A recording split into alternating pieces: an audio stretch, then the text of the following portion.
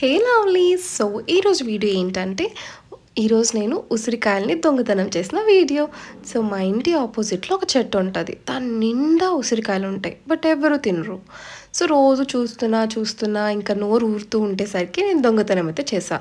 ఇది మరి తప్పు అయితే అనకండి, ఎందుకంటే ఇలా ఎవరు తినుకోకుండా నేలపాలేదానికంటే ఇట్స్ ఓకే కదా, కనీసం తినచ్చు. దాని తర్వాత వాక్ అయితే వెళ్ళాను. ఆన్ ద వేలో పీజియన్స్ కనిపించాయి, వీడియో అయితే క్యాప్చర్ చేశాను. చాలా క్యూట్ ఉన్నాయి కదా. బాయ్.